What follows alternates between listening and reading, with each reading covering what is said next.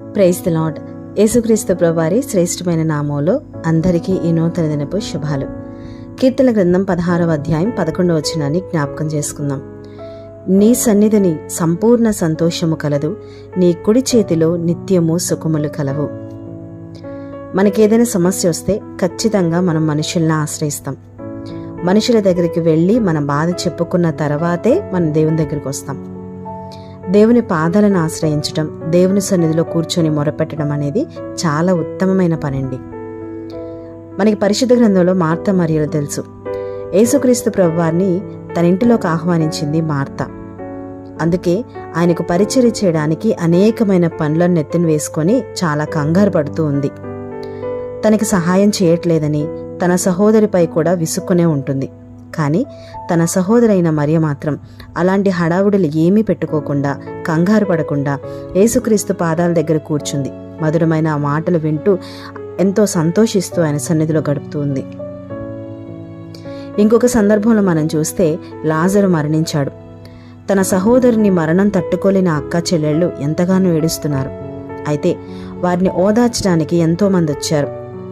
ఆ సమయంలో వారి దగ్గరకు యేసయ్య కూడా వస్తున్నారన్న వార్త తెలుసుకున్న మార్త త్వరగా ఆయన దగ్గరికి వెళ్ళి ఆయన ఎదుర్కొని, ప్రభువా, నీవిక్కడుండిన ఎడల నా సహోదరుడు చావకుండును అని అంటుంది. యోహాను సువార్త 11వ అధ్యాయం 21వ వచనంలో. కానీ మరియ మాత్రం యేసయ్య వచ్చారని తెలుసుకుని త్వరగా వెళ్ళి ఆయన పాదాల మీద పడింది.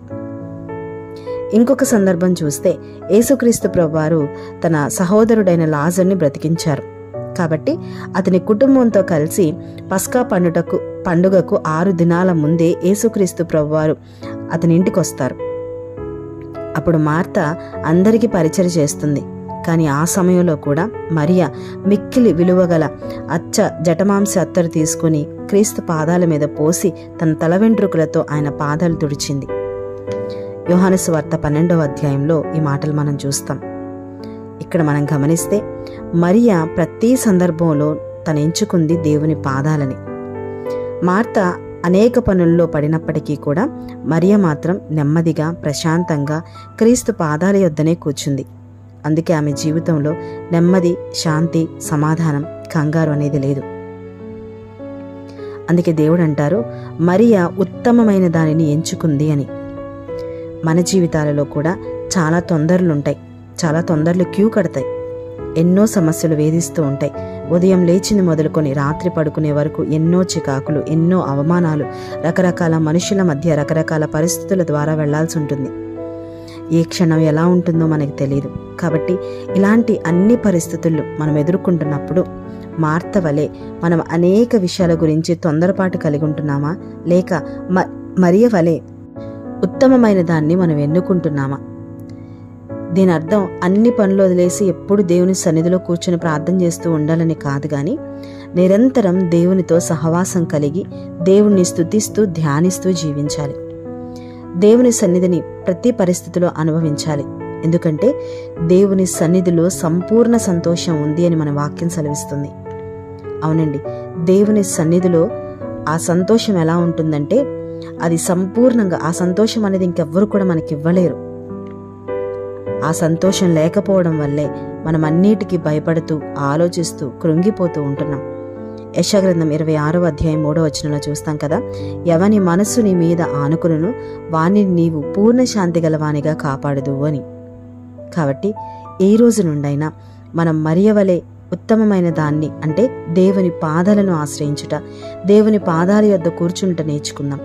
దానివల్ల మరియ వలె ఎప్పుడు నెమ్మదిగా జీవిస్తూ దేవునిలో ఉండే ఆనందాన్ని, సమాధానాన్ని పొందుకుందాం.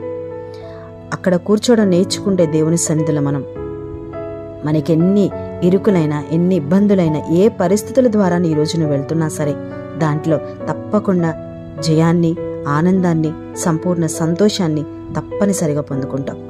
అట్టి కృప దేవుడు మనందరికీ అనుగ్రహించునుగాక. ప్రార్థన. పరిశుద్ధుడా, ప్రేమగల తండ్రి, దయగల ప్రభువా, మీరిచ్చిన మరొక నూతన దినానికి వందనాలు. మీ పాదాలకు కోట్లాది వందనాలు. ఆ పాదాల దగ్గర సంపూర్ణ సంతోషం, నెమ్మది, సమాధానం దొరుకుతుంది. కాబట్టి అదే ఉత్తమమైనదని కూడా వాక్యం సెలవిస్తుంది. కాబట్టి మాకున్న ప్రతి సమస్య దేవా, మాకున్న ప్రతి అక్కర దేవా, అది మీ మహిమైశ్వర్యములో మీ పాదాల చెంత వదిలేసి ఆ కృప, మీ యొక్క సంపూర్ణ ఆనందము, సంపూర్ణ సంతోషము మేము మా అందరి జీవితాల్లో పొందుకోగలగడానికి సహాయం చేయండి దేవా. మాకు జ్ఞాన మనస్సును దయచేయండి. ఏది ఉత్తమమైందో, ఏది ఉత్తమము కాదో ఎన్నుకునే ఆ కృపను మాకు దయచేయండి తండ్రి. నీవు అన్నావు కదా, మా ముందు అన్నీ కూడా మీరు మా ముందే ఉంచి ఉన్నారు.